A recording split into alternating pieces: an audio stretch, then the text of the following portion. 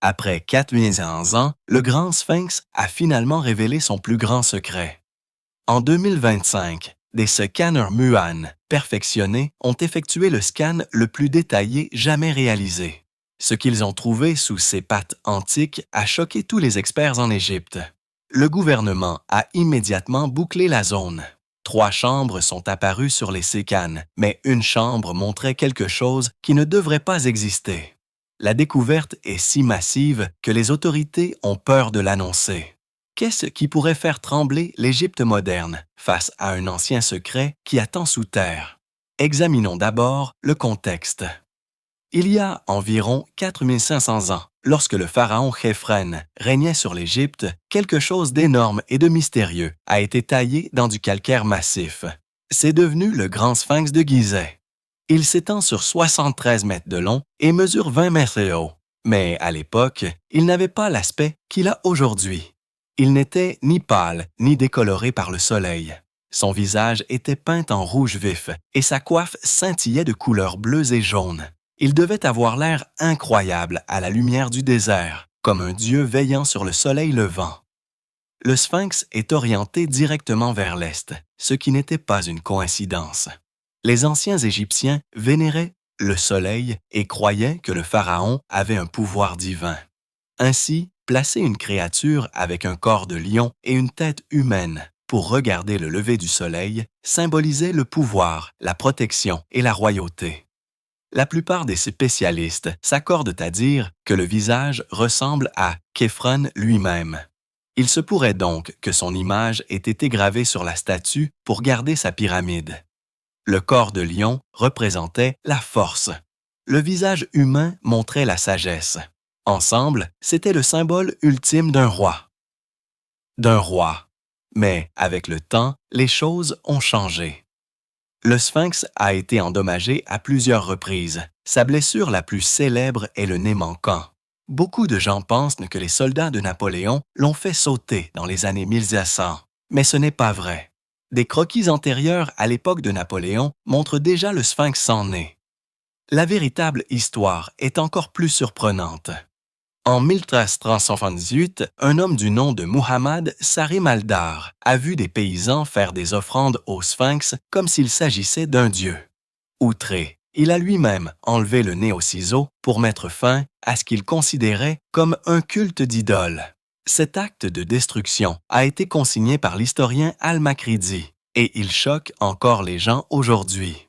D'autres parties ont également été perdues. La barbe cérémonielle est tombée il y a longtemps et le cobra sur le front a également disparu. Mais le sphinx n'a pas seulement subi des dommages, il a également été oublié.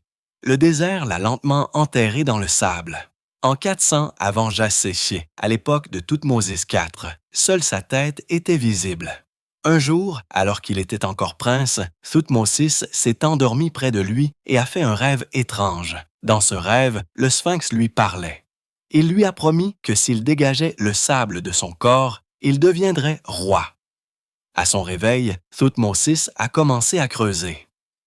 Après être devenu pharaon, il a placé une tablette de pierre entre les pattes du sphinx. Cette tablette est toujours là aujourd'hui. Elle s'appelle la stèle du rêve et elle prouve qu'il y a 300-400 ans déjà, le sphinx était déjà ancien et mystérieux. Mais les sables ne sont pas restés éloignés longtemps. Maintes et maintes fois, ils ont englouti la statue à nouveau. Un détail de la tablette de Thothmôsis a soulevé encore plus de questions.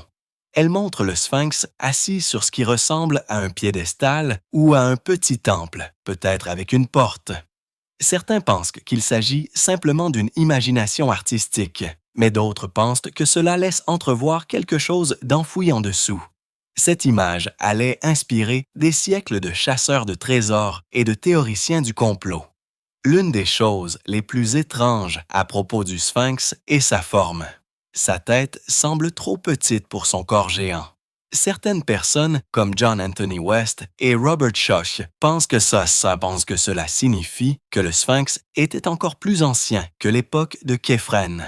Ils pensent qu'il avait autrefois une tête de lion et qu'il a ensuite été transformé en visage de pharaon.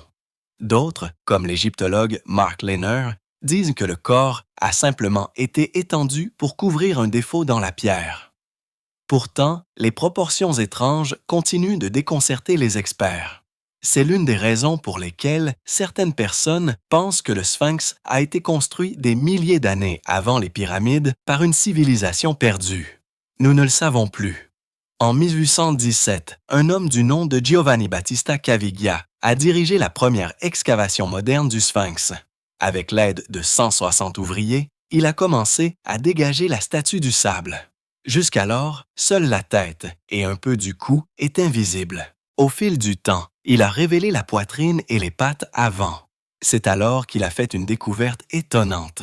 Entre les pattes, il a trouvé un petit autel et la stèle du rêve de Toutmosis IV. Il y avait également 2 tablettes de granit datant du règne de Ramsès II. L'une d'elles se trouve aujourd'hui au musée du Louvre. Plus étrange encore, il y avait un autel à cornes qui portait des marques de brûlure noire, comme si quelque chose y avait été brûlé. Cet autel ressemblait à ceux décrits dans la Bible, avec 4 petites cornes au coin. Les érudits ont dit plus tard qu'il provenait du début du premier millénaire avant Jessé. Cela signifie que les gens continuaient à vénérer le Sphinx longtemps après l'époque de Khéphren, le considérant peut-être même comme un dieu local. Mais Caviglia n'a trouvé ni tunnel ni chambre. Il a cherché avec acharnement, dégageant même des puits dans le corps, mais seules des fissures naturelles ont été découvertes. Le sable continuait de se déverser dans la fosse, rendant le travail presque impossible. Des rumeurs se sont répandues selon lesquelles les fouilles avaient attiré une malédiction. Les habitants murmuraient que le fait de déranger le Sphinx avait mis en colère les esprits anciens. Caviglia a abandonné. Dans les années 1850, un homme du nom d'Auguste Mariette, qui a fondé le musée du Caire, est retourné sur le site. Il a dégagé davantage de sable et a trouvé un ancien escalier romain menant au Sphinx. Il avait été construit au 1er siècle après Jessé et était complètement enfoui. En dessous, il a découvert les ruines d'un temple de l'ancien Empire. Ce temple était considéré comme faisant partie du complexe de Khéphren. Mariette a également examiné un puits dans le dos du Sphinx. Ce n'était qu'une fissure, mais à l'intérieur, il a trouvé du bois brûlé qui sentait la résine. Certains pensaient qu'il provenait d'un cercueil. Peut-être que quelqu'un avait utilisé le puits comme une tombe de fortune, mais il n'avait pas été construit par les créateurs originaux du Sphinx. Pourtant, cette petite découverte a suscité de nouveaux espoirs qu'une chambre funéraire était cachée à l'intérieur. En 1887, Gaston Maspero, un ingénieur français, a exposé complètement la base du Sphinx pour la première fois en près de 2000 ans. Son corps entier était enfin libre, mais aucune porte ni tunnel n'ont été trouvés, seulement des fissures et un trou sur le sommet de la tête, qui était probablement utilisé pour fixer une couronne. Puis est venu Émile Barrès en 1925. Il a travaillé sur le Sphinx pendant plus d'une décennie. Il a dégagé plus de sable et a réparé les parties fragiles de la statue. En 1926, il a exploré la fissure dans le dos du Sphinx et l'a scellé avec du béton pour l'empêcher de s'éroder davantage. Il a également scellé le trou dans la tête avec une trappe. Cela avait du sens pour la protection, mais il n'a pas beaucoup parlé de ce qu'il avait vu à l'intérieur. Ce silence a donné naissance à des théories du complot. Certains pensaient qu'il avait trouvé quelque chose de secret et qu'il l'avait dissimulé. Même les ouvriers de son équipe ont dit se souvenir avoir vu un tunnel près des quartiers arrière du Sphinx.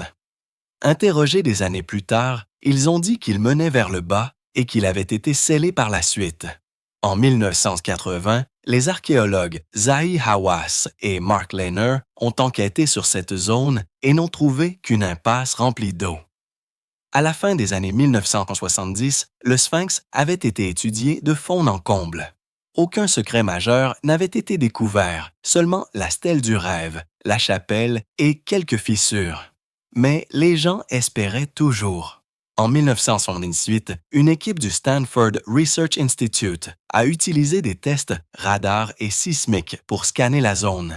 Leurs machines ont détecté des zones vides sous les pattes du Sphinx et le long de ses côtés.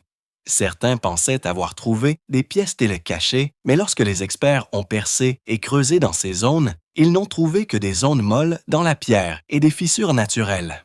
C'était décevant, mais cela prouvait quelque chose d'important. Le substrat rocheux sous Gizeh est rempli de fissures qui peuvent en dérouter même les meilleures machines. Dans les années 1980, Zahi Hawass a commencé à forer autour du Sphinx en utilisant un radar moderne. Il a trouvé de petits vides, mais rien d'inhabituel. À un endroit, de la peinture rouge a été trouvée sur les murs de pierre, peut-être des marques d'anciens ouvriers. Mais encore une fois, pas de trésor, pas de tombe, juste du pigment et de la poussière. Pourtant, chaque fois que Hawass disait qu'on n'avait rien trouvé, les sceptiques l'accusaient de cacher la vérité. Certains pensaient que l'Égypte gardait des secrets sur l'Atlantide ou une salle des archives. En 1991, Hawass et Lehner ont publié leurs conclusions. Ils ont décrit un tunnel sous la croupe nord-ouest et ont dit qu'il ne s'agissait que d'un ancien puits, pas d'une chambre secrète. Ils ont trouvé des déchets modernes à l'intérieur, pas de l'or ancien. Au début du 21e siècle, les gens ont cessé d'essayer de forer dans le Sphinx ou de creuser en dessous. Au lieu de cela, ils se sont tournés vers les nouvelles sans technologie. Ils voulaient savoir ce qui pouvait être caché à l'intérieur ou en dessous, sans toucher ou endommager quoi que ce soit. Une idée est venue de quelque chose appelé le projet Scan Pyramids. Il a débuté en 2015 et a utilisé des rayons cosmiques appelés MONS pour regarder à l'intérieur des pyramides d'Égypte. Ces minuscules particules proviennent de l'espace et traversent la pierre. Les scientifiques ont découvert un espace caché dans la Grande Pyramide en utilisant cette méthode. Ce succès a fait se demander à beaucoup. Et si nous utilisions cette même méthode sur le Sphinx? Au milieu des années 2020, le ministère égyptien des Antiquités a commencé à envisager cette possibilité. Il voulait savoir s'il y avait des zones creuses inconnues profondément à l'intérieur du corps du Sphinx ou sous ses pattes. Le plan, s'il était approuvé, permettrait au scanner de regarder à travers tout le monument en utilisant la radiographie muonique. Cela fonctionnerait comme une radiographie et montrerait les espaces vides avec une précision de plus de 99%. Puisque le Sphinx est plus petit qu'une pyramide, le scan aurait besoin de moins de détecteurs et ne prendrait pas trop de temps. De nombreux scientifiques pensent que ce test pourrait enfin prouver une fois pour toutes s'il y a des chambres à l'intérieur. Si rien n'apparaît, alors peut-être qu'il n'y a vraiment pas de salle des archives. Mais si quelque chose apparaît, un espace étrange à l'intérieur de la roche, un endroit creux sous les pattes, cela pourrait tout changer. Il pourrait alors utiliser de minuscules caméras ou percer avec précaution pour explorer davantage. À l'heure actuelle, tout le monde attend de voir si le gouvernement égyptien donne l'autorisation finale pour ce scan en 2025 ou 2026. D'autres technologies ont déjà été utilisées sur le Sphinx, et certains résultats étaient étranges. En 2016, une équipe a utilisé des caméras thermiques infrarouges pour vérifier la surface. Ils ont remarqué quelque chose d'étrange. Certains blocs montraient une chaleur plus élevée que d'autres. Un point chaud a été trouvé bas sur le corps du Sphinx. Cela pourrait signifier qu'il y a un espace ouvert ou de l'air derrière la surface, mais les autorités ont dit qu'il pourrait simplement s'agir de roches naturelles, de différentes sortes ou d'humidité. Pourtant, ce test a fait parler à nouveau les gens de possibles secrets cachés sous la pierre. Même avant cela, dans les années 1990 et au début des années 2000, des scientifiques avaient utilisé un radar à pénétration de sol. En 1991, un homme du nom de Thomas Dobecki a travaillé avec Robert Schoch. Ils ont effectué des scans radars et ont affirmé avoir trouvé quelques cavités de 5 à 9 mètres sous la surface, près des pattes et des côtés. Schoch a même dit que l'un des espaces semblait avoir la forme d'un rectangle. Mais lorsque des archéologues égyptiens se sont rendus plus tard à ces endroits exacts et ont foré, ils n'ont trouvé que des fissures naturelles ou un sol plus mou, pas de véritable chambre. Il semble que le radar ait capté des changements dans les couches de la Terre, pas des pièces faites par l'homme. Mais les médias avaient déjà rapporté les résultats originaux. Ainsi, même aujourd'hui, Les gens disent encore qu'il y a une pièce rectangulaire sous la patte gauche, sans savoir que des tests ultérieurs ont prouvé le contraire. Dans les années 2020, la technologie de numérisation s'était encore améliorée. Les nouveaux outils comprenaient des drones avec des scanners laser appelés LiDAR, la modélisation 3D utilisant la photogrammétrie et même l'intelligence artificielle. En 2018 et 2019, une équipe du Japon dirigée par Yukinori Kawai a travaillé avec des associés de recherche sur l'Égypte ancienne. Ils ont fait voler des drones autour du Sphinx et ont réalisé le modèle numérique le plus précis jamais réalisé, jusqu'à la plus petite fissure. Le but était d'aider à la préservation, mais cela a également aidé les chercheurs à chercher tout ce qui était inhabituel, comme des portes secrètes ou des formes cachées dans la roche. Jusqu'à présent, rien de majeur n'est apparu, mais les données sont sauvegardées et peuvent être étudiées davantage à l'avenir. Certains fans de technologie ont même introduit ces modèles 3D dans des programmes d'IA. Ces programmes trouvent parfois des schémas que les humains ne remarquent pas. Récemment, des vidéos virales en ligne ont affirmé que l'IA entraînée sur des données de pyramides avait prédit de possibles pièces cachées sous le Sphinx. Ces vidéos avaient des titres comme « L'IA quantique révèle des tunnels cachés du Sphinx », mais les experts ne prennent pas ces affirmations au sérieux. Les vidéos recyclent souvent d'anciennes données radar ou font des suppositions faibles qui se trouvent correspondre à des théories du complot. Les égyptologues disent qu'aucun de ces résultats d'IA n'est évalué par des pairs ou confirmé par de vraies sciences. Pourtant, cela montre à quel point le mystère est puissant. Les gens utilisent maintenant les ordinateurs les plus intelligents du monde pour résoudre une énigme qui a commencé il y a des milliers et milliers d'années. Peut-être qu'un jour, de vrais tests d'IA sur des données muoniques réelles trouveront quelque chose. Mais pour l'instant, tout cela n'est qu'une possibilité. Toutes les recherches n'ont pas été légales. En 2023 et 2024, certains amateurs ont utilisé des drones et un radar de base par eux-mêmes. Ils ont survolé le Sphinx et ont fait des affirmations extravagantes sur les médias sociaux au sujet d'ondes d'énergie et de pièces secrètes. Les autorités égyptiennes étaient en colère. Le Sphinx fait partie d'un site du patrimoine mondial de l'UNESCO. Des personnes au hasard qui le scannent sans autorisation pourraient l'endommager. On craint que quelqu'un obsédé par les trésors n'endommage la pierre. Alors maintenant, même si la technologie s'améliore et devient plus facile à utiliser, il est nécessaire de contrôler qui l'utilise. Toutes les recherches sérieuses doivent maintenant être faites avec soin et avec approbation. Le Sphinx a déjà été endommagé dans le passé par des personnes qui essayaient d'aider. Certains ont trop foré, d'autres ont utilisé les mauvais matériaux pour réparer les fissures, ce qui a rendu la pierre plus faible. Les experts d'aujourd'hui essaient d'éviter de toucher quoi que ce soit. Ils veulent garder le Sphinx en sécurité pour l'avenir. Si des espaces cachés sont un jour trouvés, ils doivent être explorés d'une manière qui ne casse pas une seule pierre. Mais alors que les gens essaient de découvrir des secrets, la nature crée discrètement un type de danger différent. Un problème qui a commencé à s'aggraver au cours des 20 dernières années est la montée des eaux souterraines. Au fur et à mesure que le Caire s'agrandissait, sa plomberie et son agriculture ont modifié la façon dont l'eau s'écoule. En 2008, cette eau a commencé à s'infiltrer dans les pierres inférieures du Sphinx. L'eau souterraine transporte du sel. Lorsque l'eau salée monte puis sèche à la surface, le sel se transforme en cristaux. Ces cristaux brisent la roche. Lentement, le Sphinx pourrait commencer à s'effriter. En 2009, le Dr Zahi Hawass a supervisé un forage d'urgence. L'équipe a constaté que le niveau de l'eau n'était qu'à 15 pieds, soit environ 4,1 mètres sous le Sphinx. C'était dangereusement proche. Ils ont donc installé des pompes et redirigé un canal voisin. Cela a aidé pendant un certain temps. Mais il y a un autre problème. S'il y a des creux naturels sous le Sphinx, des fissures ou des grottes, il pourrait accumuler de l'eau. Certaines des chambres secrètes dont les gens parlent pourraient en fait être des bassins d'eau de pluie ou d'eau souterraine. En 2025, après une forte pluie, une grotte naturelle connue sous le dos du Sphinx s'est remplie de zinc.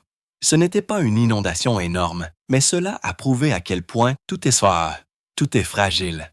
La véritable menace pour le Sphinx pourrait ne pas être une trappe cachée ou une ancienne malédiction. Il pourrait s'agir de l'eau qui ronge lentement la base. Les experts en conservation travaillent maintenant plus vite que jamais pour protéger le monument. Ils construisent un meilleur drainage, surveillent la nappe phréatique et font tout ce qu'ils peuvent pour arrêter l'érosion. Pendant des années, une idée étrange a refusé de disparaître. Elle vient d'un homme du nom d'Edgar Cayce, qui a fait des milliers de prédictions étranges au début des années 1900. Il a parlé de quelque chose d'enfoui sous le Sphinx en Égypte. Quelque chose qu'il appelait la salle des archives. Selon lui, ce n'était pas n'importe quelle chambre ou tombe. C'était une bibliothèque perdue d'un monde antique qui avait été anéanti il y a plus de 12 000 ans. Ce monde, affirmait-il, était l'Atlantide. Si ce qu'il a dit était vrai, les implications seraient énormes. Cela signifierait que l'histoire de l'humanité, telle que nous la connaissons, est complètement fausse. Cela signifierait qu'une civilisation plus avancée que l'Égypte existait avant les pyramides, une civilisation qui comprenait l'astronomie, les mathématiques, l'ingénierie et même une technologie bien au-delà de ce que les manuels scolaires enseignent. Certains croyants imaginent que sous le Sphinx se trouvent des rouleaux ou des tablettes de cristal laissées par ces peuples oubliés. Certains vont encore plus loin et disent qu'il pourrait y avoir des dispositifs cristallins ou des cartes numériques de terre qui ont disparu sous la mer, voire la vérité sur l'origine réelle des humains. Ils disent que cela pourrait détruire la théorie de l'évolution. Et c'est la raison pour laquelle tant de gens, même aujourd'hui, continuent de surveiller tout scan radar ou forage près de la patte du Sphinx. Parce que si les archéologues trouvent un jour quelque chose de caché là-dessous, cela pourrait réécrire l'histoire de la race humaine du jour au lendemain. Mais ce n'est pas là que les idées s'arrêtent, D'autres ont regardé les étoiles, puis les pyramides, et ont remarqué quelque chose d'étrange. Les 3 pyramides de Gizeh s'alignent presque parfaitement avec la ceinture d'Orion, un groupe d'étoiles que les anciens associaient souvent aux dieux. Le Sphinx lui-même regarde directement vers l'est, comme s'il attendait quelque chose. Alors certains disent que ce n'est peut-être pas qu'une ancienne statue, c'est peut-être un marqueur. Il garde peut-être quelque chose qui n'est pas de ce monde. Dans ces théories, la chambre sous le Sphinx ne contient pas seulement des rouleaux ou de l'or. Elle pourrait contenir une machine, peut-être une source d'énergie, peut-être même un vaisseau spatial, quelque chose de construit non pas par des humains, mais par des visiteurs venus d'ailleurs. Ces idées apparaissent souvent dans des documentaires de fin de soirée ou sur des sites web étranges, mais elles reviennent sans cesse. Un scan thermique a montré une fois un point chaud mystérieux près de la patte gauche du Sphinx. Certains ont dit que cela prouvait que quelque chose ronronnait là-dessous, quelque chose de métallique, quelque chose de vivant. Même si personne n'a jamais trouvé un seul morceau de technologie extraterrestre réelle à Gizeh, le mystère refuse de mourir. Et puis viennent les histoires les plus sombres. Celle-ci ne parle pas seulement d'histoire ou de visiteurs venus du ciel. Elle parle de la fin. Dans les prophéties de Cayce, il a parlé de catastrophes à venir. Il a dit que la terre se déplacerait, les pôles se déplaceraient, des tremblements de terre frapperaient entre 1958 et 1998, entraînant de grands changements vers l'an 2000. Cela ne s'est pas produit comme il l'a dit, mais certains disciples croient qu'il s'est simplement trompé d'un peu. Ils disent que le vrai changement est encore à venir, peut-être vers 2025. Cayce mentionnait parfois cette année-là aussi. Et dans certains cercles spirituels, il y a des murmures. Ils disent que lorsque la chambre cachée sous le Sphinx sera ouverte, elle ne révélera pas seulement l'histoire. Elle déclenchera quelque chose, un éveil mondial ou peut-être une chute mondiale. Ils disent qu'à l'intérieur de cette chambre se trouve une sorte de salle des prophéties laissée par les Atlantes ou par des êtres bien plus anciens que nous. Et à l'intérieur se trouvent des messages, des avertissements, des cartes de ce qui va arriver. Certains disent qu'elle nous dira comment survivre à ce qui va suivre. D'autres disent que l'ouvrir libérera quelque chose que nous n'étions pas censés toucher. Ces histoires ne proviennent pas de textes égyptiens. Elles proviennent de personnes qui croient au mystère du Nouvel Âge et à la science-fiction, mais elles sont racontées avec un tel drame qu'elles ont captivé des millions d'imaginations. Le Sphinx devient une clé, une porte. Résolvez l'énigme, ouvrez la chambre et soyez témoin de la vérité ou déclenchez la tempête. Pourtant, toutes les histoires ne sont pas si grandioses. Certaines sont plus terre à terre, même si elles sont toujours empreintes de mystère. Celles-ci disent « Peut-être qu'il y a juste un trésor sous le Sphinx. Pas de rouleau, pas de vaisseaux spatiaux, juste de l'or, des statues, des bijoux, des choses laissées par les anciens rois. » Nous savons que les pharaons ont enterré des stèles près du Sphinx. Nous savons que Toutmosis a autrefois dégagé le sable de la statue et a laissé une pierre appelée la stèle du rêve, qui se trouve maintenant entre les pattes du Sphinx. Il n'est donc pas impossible que quelque chose d'autre ait été caché à proximité. Une théorie affirme même que l'Arche d'Alliance, le coffre d'or biblique, y a été caché après qu'un pharaon du nom de Sheshonq ait pillé Jérusalem. Cette idée ressemble à quelque chose sorti d'un film, car en vérité, elle a été popularisée par des livres et des films inspirés d'Indiana Jones. Pourtant, elle a inspiré de vraies personnes. Dans les années 1930, un Américain du nom de H. Campbell a erré sur le plateau de Gizeh avec une baguette de sourcier.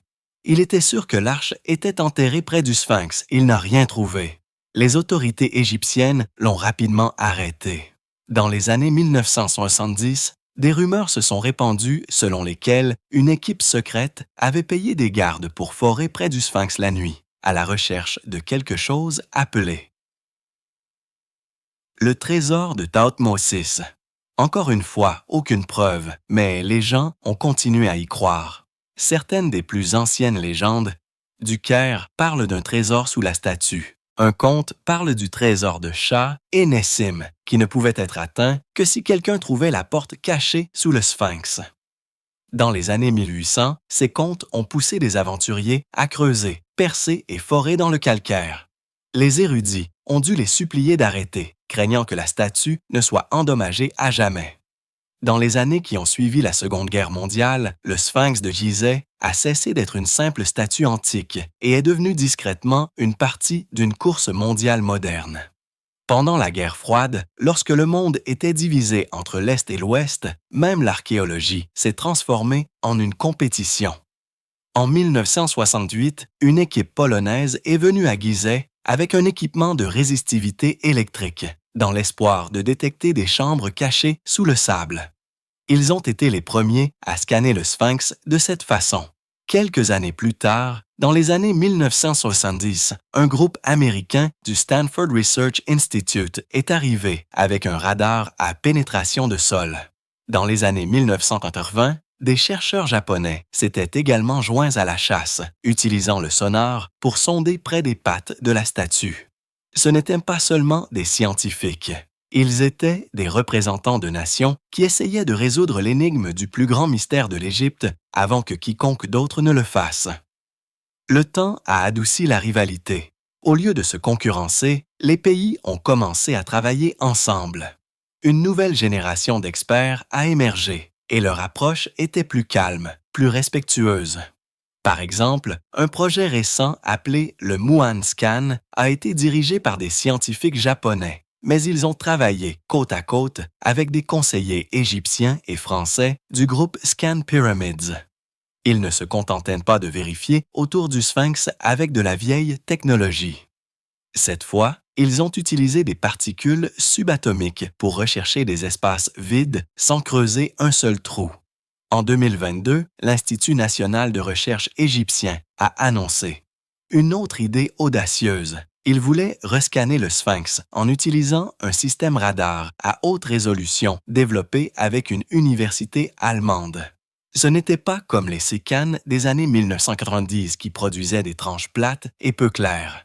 Ce système créerait des images 3D montrant ce qui se trouve sous la pierre. Leur plan était de lancer ce scan lors de la prochaine restauration officielle du Sphinx, ce qui leur permettrait d'étudier plus en profondeur sans perturber quoi que ce soit au-dessus du sol. Mais, sous la surface, quelque chose d'autre se passait aussi. Les pays voulaient du crédit. L'Égypte devait être prudente. Si le scan japonais trouvait une chambre secrète qui serait autorisée à dire au monde qui en obtiendrait la gloire, l'Égypte voulait garder le contrôle de son patrimoine, mais savait aussi que l'aide étrangère apportait de l'argent et de nouveaux outils. C'était une danse délicate.